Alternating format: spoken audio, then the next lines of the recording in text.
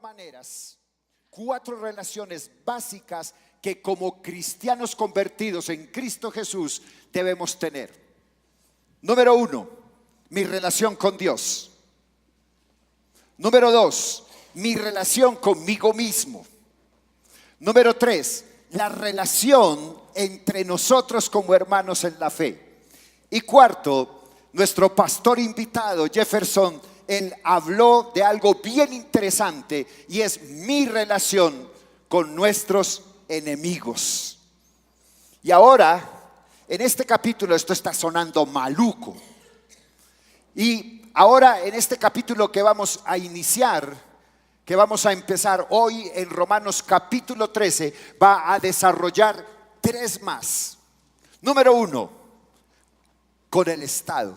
¿Cómo es mi relación con el gobierno? Eso es una ciudadanía responsable. Número 2, con la ley. Esto es el amor al prójimo. Y número 3, en ese capítulo 13, vamos a hablar sobre la segunda venida del Señor Jesucristo. Es algo así como vivir en el hoy, en el ya y en el todavía no. O sea, Él ya viene, pero todavía no. Voy a invitarle para que abra su Biblia en la carta a los Romanos, en el capítulo 13.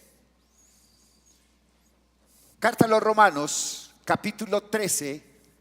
Y vamos a leer desde el verso 1. Y voy a pedirle, no vaya a pensar que lo voy a poner a hacer gimnasia, pero quiero pedirle que se coloque de pie para que podamos leer la palabra de Dios con adoración, con entrega y entendiendo que Dios está hablando a nuestras vidas. Carta a los Romanos, capítulo 13, voy a leer en la versión Reina Valera del 60, desde el verso 1. Escúchame bien, porque el fundamento del creyente arranca en este verso 1. Sométase toda persona. ¿Quién dijo? Sométase toda persona a las autoridades superiores, porque no hay autoridad sino de parte de Dios, y las que hay por Dios han sido establecidas. De modo que quien se opone a la autoridad, a lo establecido por Dios, resiste. Y los que resisten acarrean condenación para sí mismos. Verso 3. Porque los magistrados no están para infundir temor al que hace el bien, sino al malo. ¿Quieres pues no temer a la autoridad?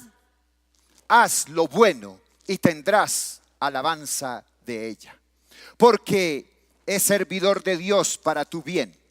Pero si haces lo malo, teme, porque no en vano lleva la espada. Pues es servidor de Dios, vengador para castigar al que hace lo malo. Por lo cual es necesario estarle sujetos, no solamente por razón del castigo, sino también por causa de la conciencia. Verso 6. Pues por esto pagáis también los impuestos, porque son servidores de Dios que atienden continuamente a esto mismo. Que Dios bendiga su palabra y que hoy vayan cautivos nuestros pensamientos a la obediencia a Cristo, y decimos amén y amén. Mire, yo creo que soy de los más tocados por este texto. ¿Sabe por qué? Porque no sé por qué a veces uno piensa que es muy rico vivir en anarquismo. Porque a veces uno piensa que porque yo soy cristiano estoy por fuera de las leyes gubernamentales, que porque soy cristiano entonces no tengo por qué pagar impuestos en un país corrupto, no tengo por qué entregar el dinero a una manada, a una camada de víboras. Y usted todos los días se cuestiona y dice, como se ven en las redes sociales, ¿cómo puede ser posible que un senador de la República se gana 27 millones y medio y yo me gano el salario mínimo y trabajo como una mula? Usted los eligió, por eso trabaja como una mula. No podemos hacer nada más, ¿verdad? Y cuando nosotros leemos ese texto, pensaríamos, pero, y yo sé que usted lo puede pensar ahí en este momento y dice, ¿con qué nos irá a salir este hombre hoy? Porque ¿en qué estaba pensando el apóstol Pablo cuando escribió estas líneas tan complicadas? ¿Será que él estaba en el tercer cielo cuando escribió la primera parte del capítulo 13 de Romanos? ¿O qué estaba pasando en la vida de Pablo? ¿Será que tengo que someterme a los gobiernos corruptos? ¿Será que tengo que ir en contra de mis principios, normas éticas y morales? ¿Será que muchas veces voy a tener que ocultar, voy a tener que negar mi profesión de fe para que me den algunos beneficios de los gobiernos de turno? De esos gobiernos que ofrecen prebendas a los que le siguen. Yo creo que el autor está más bien recordando lo que el Señor Jesucristo dijo. Vaya conmigo a Marcos capítulo 12, verso 17. Marcos 12, verso 17. Cuando vino alguien a querer tentar al Señor Jesús y le entregó una moneda, y él dijo, ¿es lícito pagar impuestos? ¿Qué fue lo que el Señor Jesucristo dijo? ¿Quién está aquí en esta moneda? César, dijeron. Entonces el Señor Jesús dijo, pues dad a César lo que es de César y a Dios lo que es de Dios. Lo que el Señor Jesús está queriendo decir es que la iglesia, escúchame bien, la iglesia y el Estado tienen funciones diferentes y que los cristianos tenemos deberes tanto para con Dios como para con el Estado. No nos exonera una cosa de la otra. Tenemos obligaciones como cristianos con Dios y con el Estado. Hay un comentarista que me parece muy interesante y si usted lo puede leer, léalo, se llama John Stott. Él dice, ahora el apóstol Pablo está ampliando el concepto sobre el papel que Dios le ha asignado al Estado y sobre el papel del pueblo cristiano en relación con ese Estado. Aun cuando su énfasis, el énfasis de Pablo está puesto en la ciudadanía personal, antes que nada, todavía en lo particular, escúchame, entre las relaciones del Estado y la iglesia. Lo que el apóstol Pablo está escribiendo resulta particularmente notable cuando recordamos que en este tiempo no había autoridades cristianas, no había autoridades globales, ni regionales, ni locales. En la época del apóstol Pablo no había un solo creyente que estuviera en el gobierno. O eran romanos o eran judíos. Por consiguiente, entonces no era nada favorable para que la iglesia pudiera ir hacia adelante, esa iglesia naciente, sino más bien eran hostiles para con ellos. Con todo y eso, el apóstol Pablo consideraba que habían sido establecidas por Dios, quien requería de los cristianos se sometiesen a ellas y cooperasen con ese gobierno.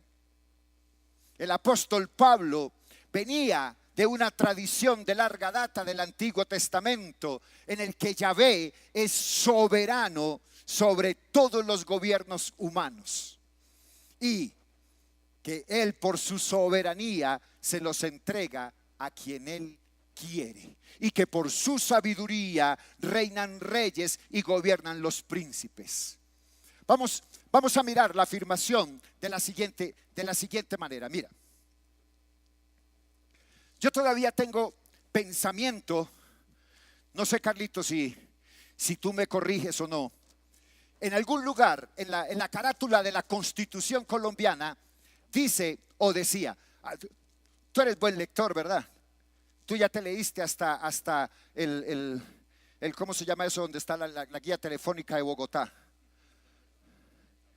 La Constitución colombiana en la carátula dice: la voz del pueblo es la voz de Dios. Dice todavía. No sé si después del 91 la quitaron y ahorita con la libertad de culto pues le quitaron también esa parte. Pero la voz del pueblo es la voz de Dios. Y en este país todavía existe la democracia. Usted lo cree conmigo, ¿verdad? Digamos que sí. En este país todavía existe la democracia. Y un día usted ejerció el derecho al voto. Y cuando usted eligió el derecho al voto, pues eligió los gobernantes.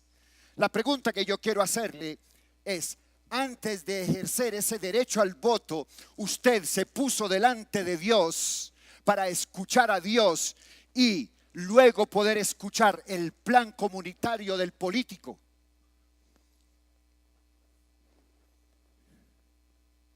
Usted lo hizo. Entonces, como no lo hizo, asumimos las consecuencias de lo que no hicimos. Y ya no es tiempo ni de criticar, ni de juzgar, sino de asumir.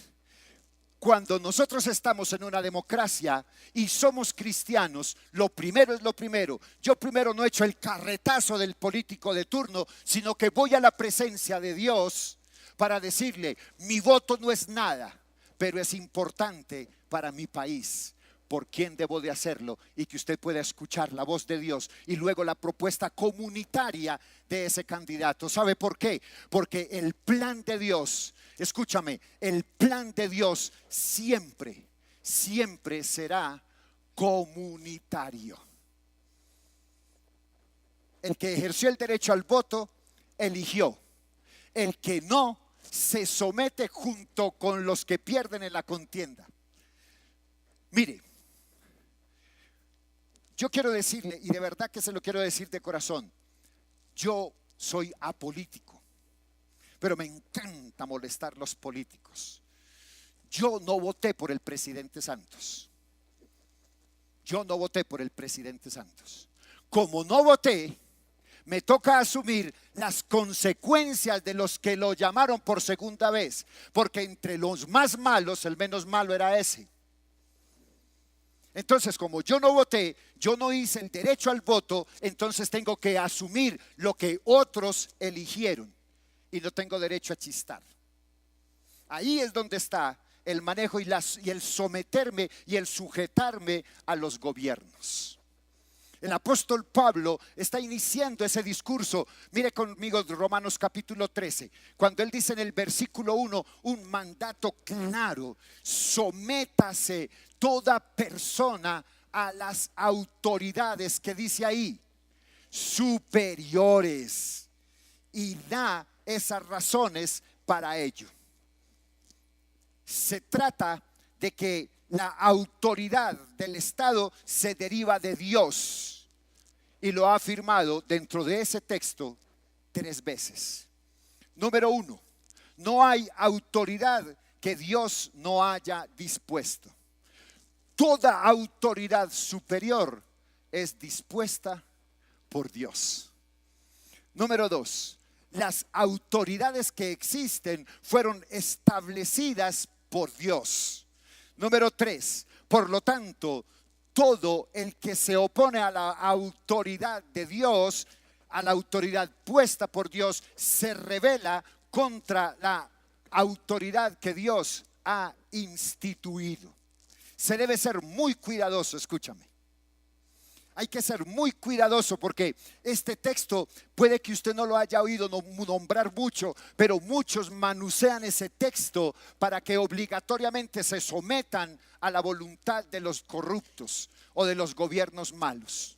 Hay que ser muy cuidadoso en la interpretación del texto, porque no se puede suponer que está diciendo que todos los Calígulas, todos los Herodes, todos los Nerones del Nuevo Testamento y todos los Hitler, todos los Stalin, todos los Saddam, todos los Maduros, todos los Uribe o todos los Juanpas de nuestro tiempo hayan sido personalmente designados por Dios, o que Dios sea responsable de la conducta de todos ellos, o que su autoridad no se deba resistir en ninguna situación.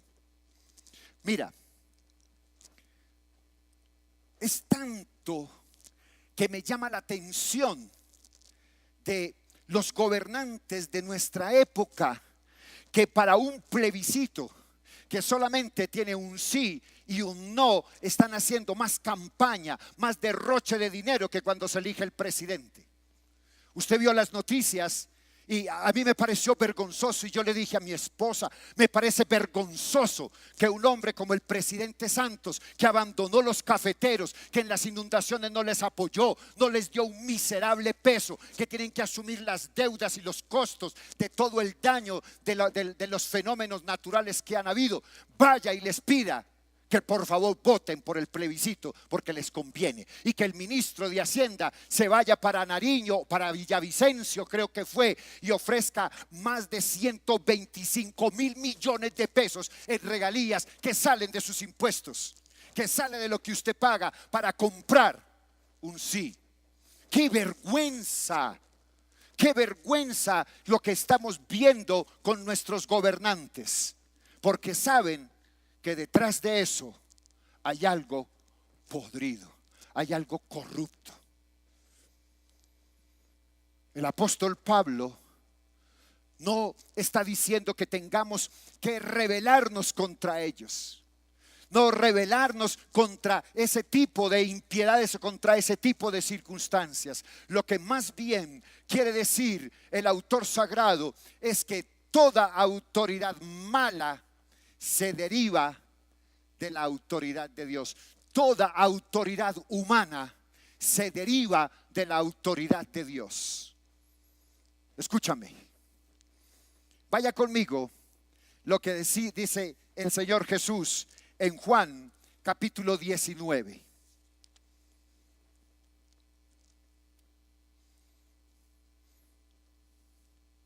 Juan capítulo 19, verso 10. Entonces le dijo Pilato: ¿a mí no me hablas? ¿No sabes que tengo autoridad para crucificarte? Que tengo autoridad para crucificarte y que tengo autoridad para soltarte. Y el Señor Jesús le respondió: ninguna autoridad tendrías contra mí si no te fuese dada de arriba. Por tanto, el que a ti me ha entregado, mayor pecado tiene. Pilato, para condenar al Señor Jesús, hizo mal uso de su autoridad. No obstante, la autoridad, esa autoridad de la que se valió para hacerlo, había sido delegada por Dios, porque el Señor Jesucristo así lo dijo. Ahora bien, con todo esto y con todo lo que hemos venido desarrollando del texto, entonces, ¿será que todas las demandas del apóstol Pablo a la sumisión son totales y absolutas? Si aceptamos que la autoridad de los gobernantes deriva de Dios, ¿qué pasa si abusa de esa autoridad? ¿Qué pasa si hacen lo opuesto de lo que ha sido encargado por Dios? Si aprueban a los que hacen el mal y castigan a los que hacen el bien, se mantiene en ese caso la obligación de someterse en una situación tan moralmente perversa. Hay que leer el texto, hay que razonar muy bien el texto y nos damos cuenta que no. El principio del apóstol Pablo es bien claro. Hemos de someternos, escúchame, hemos de someternos hasta el punto en el que seguir obedeciendo al Estado significa desobedecer a Dios. Si el Estado manda lo que Dios prohíbe o prohíbe lo que Dios manda, entonces nuestra clara obligación como cristianos es la de resistir, no la de someternos, sino la de desobedecer al Estado con el fin de obedecer a Dios. Escucha bien.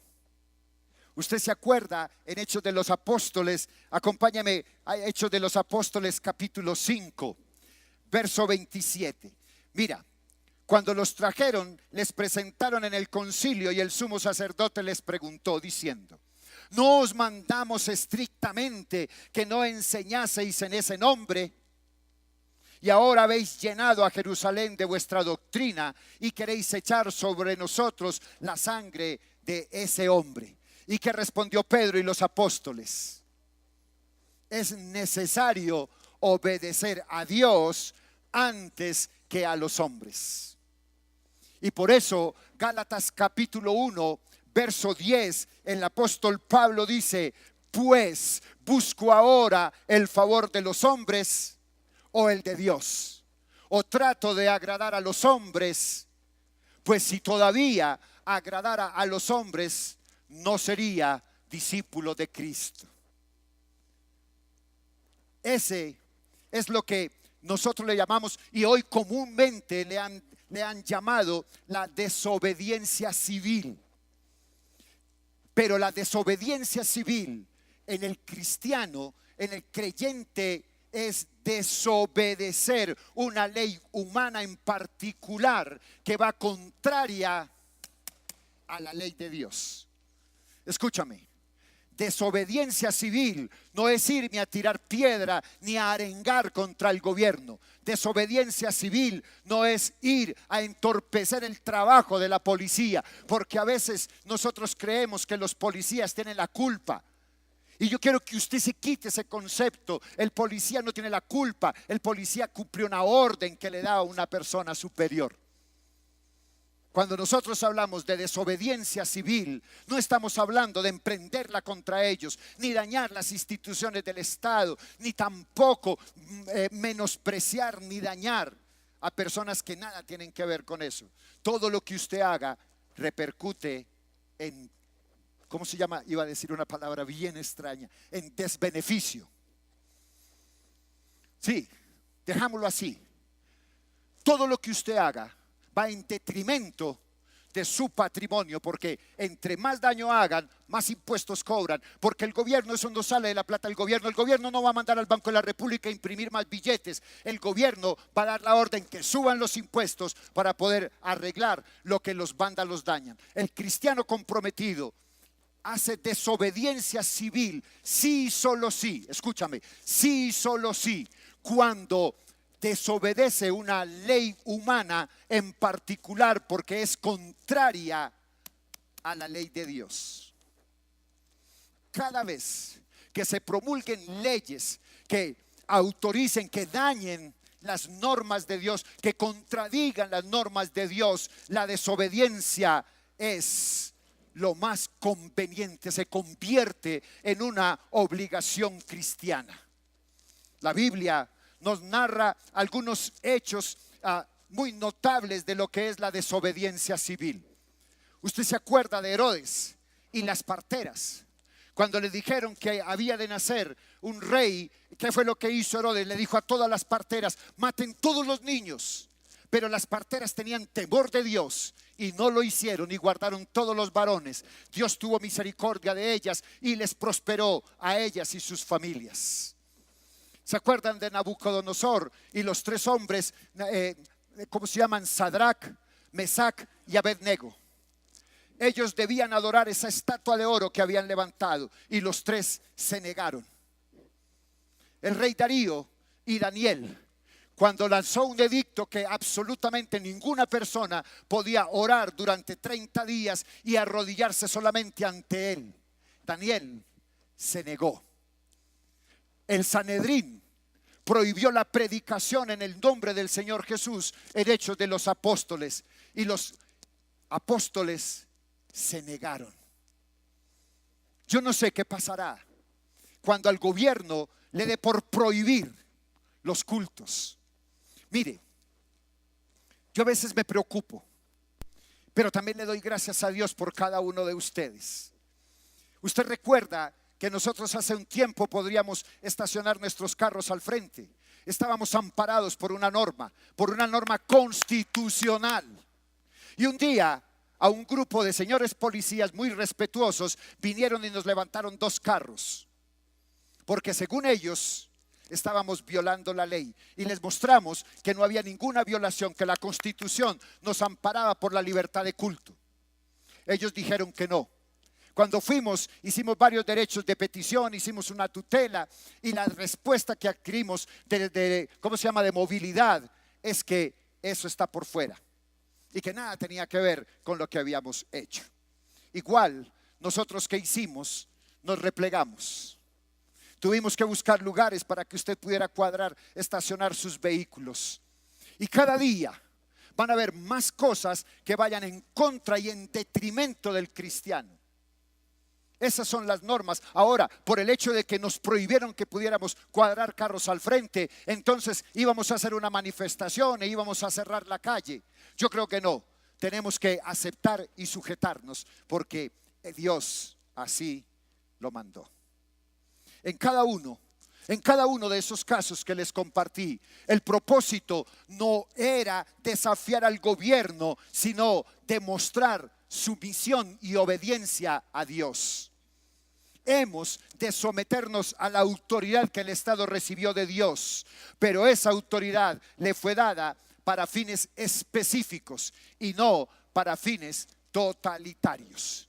Ahora bien, póngame atención, cuidado. ¿Será que lo que está sucediendo con la paz es un asunto totalitario o es un asunto del pueblo? ¿Usted está seguro? Para usted poder entender si realmente es específico o totalitario, yo quiero invitarle para que lea la Biblia. Para que usted se abstenga muchas veces de decir algo que vaya en detrimento de usted mismo y de la fe que usted profesa. Para que usted se sujete a los gobernantes superiores como Dios demanda. El evangelio, escúchame lo que te voy a decir. El evangelio es totalmente contrario y hostil a la tiranía y a la anarquía. Yo voy a decirle algo. Escúchame.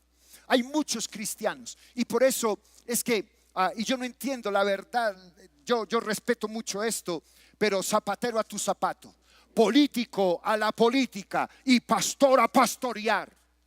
Yo no puedo entender que me salgan con la disculpa que es que queremos convertir el mundo, queremos pasar de los inmorales a los morales. Entonces, morales no de apellido, sino a los morales de ética, ¿no?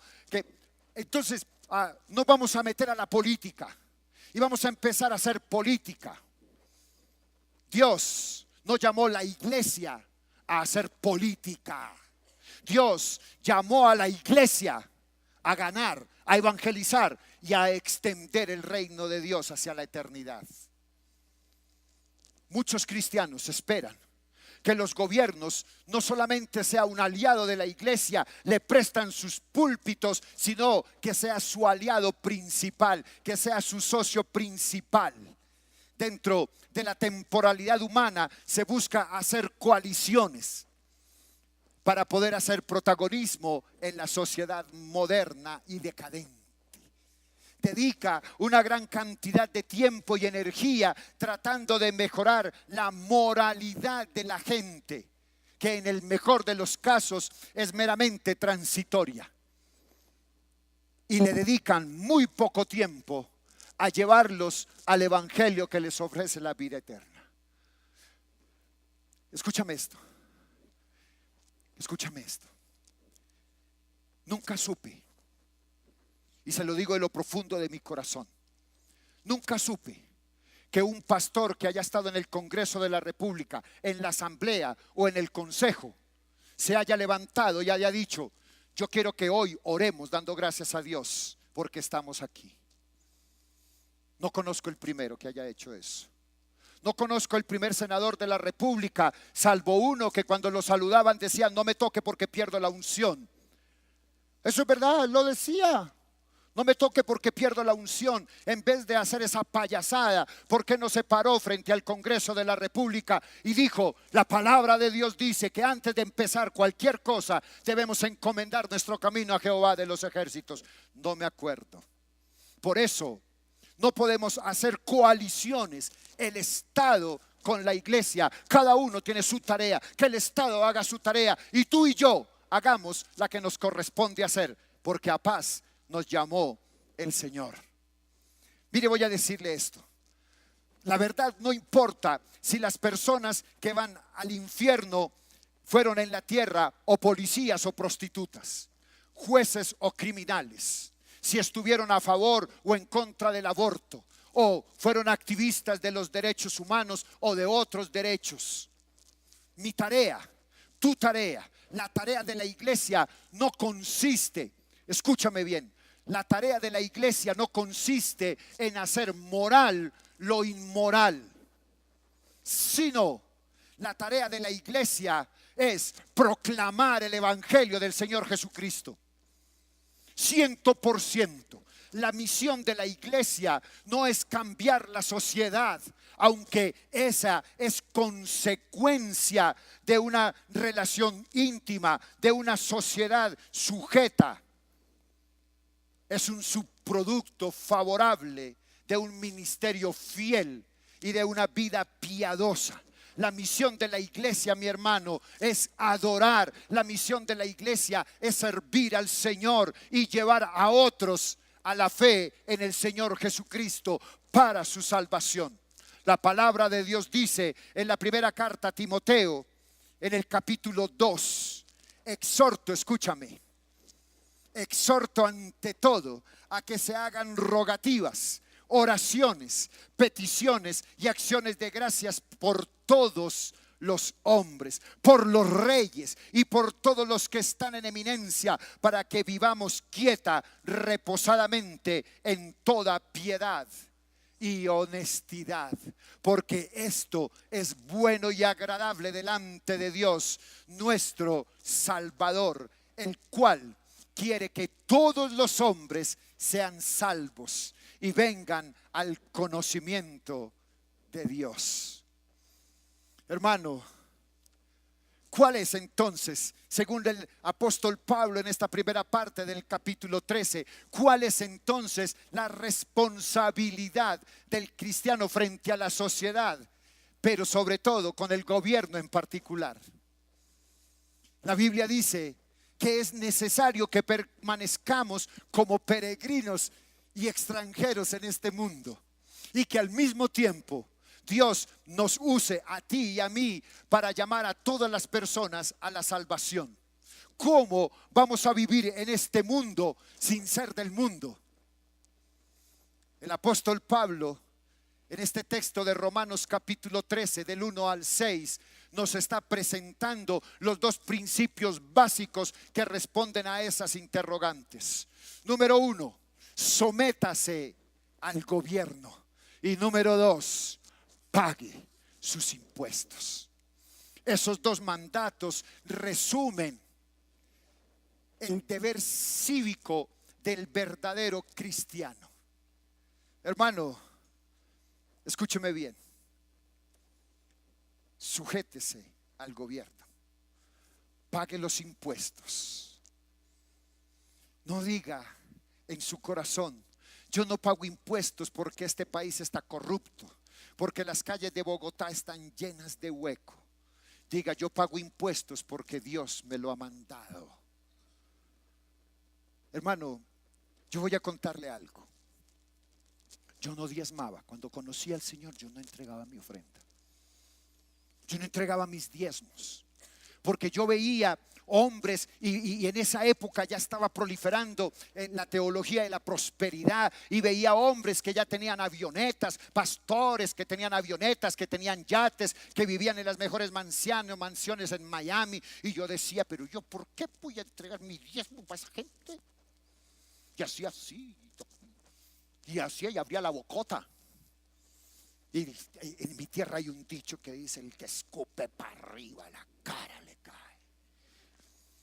Hasta que un día un buen amigo mío, un hombre de Dios, llegó y me dijo: César, a ti no tiene por qué importarte lo que el pastor o la iglesia haga con esos recursos. Tú obedece a Dios. Ay, me muero. Mucho me morí porque empecé a entregar mi ofrenda. Y le dije: Señor, no volveré a mirar de esa manera. Voy a mirar de la manera tuya. Y si nosotros tenemos que pagar impuestos, paguemos los impuestos. No escondamos, no nos volvamos contrarios a la bendición que Dios dice, porque Él dice que si nos sometemos y que si obedecemos, entonces Él nos exaltará, Él hará en cada uno de nosotros. Mi amado, el apóstol Pedro dice en la primera carta de Pedro, capítulo 2. Se me perdió Pedro.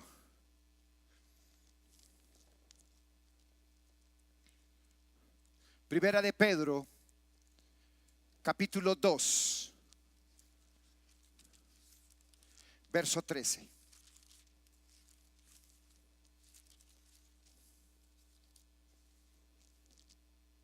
Mira lo que dice: por causa del Señor, someteos a toda institución humana, ya sea al rey como a superior, ya a los gobernantes como por él enviados, para castigo de los malhechores y alabanza de los que hacen bien. Porque esta es la voluntad de Dios, que haciendo bien hagáis callar la ignorancia de los hombres insensatos, como libres, pero no como los que tienen la libertad como pretexto para hacer lo malo, sino como siervos de Dios. Honrad a todos, amad a los hermanos, temed a Dios, honrad al rey. Hermano, usted quiere saber si lo que hacen nuestros gobernantes está mal. Usted quiere saber si nuestros gobernantes, ya sean locales, regionales o nacionales, son corruptos o no, o si las normas que están estableciendo van en contra de las normas de Dios. Voy a invitarle a algo: lea la Biblia, vívala, cumpla la Biblia y enséñela. ¿Está de acuerdo conmigo? ¿Cuántos dicen amén? Voy a pedirle que cierre sus ojos.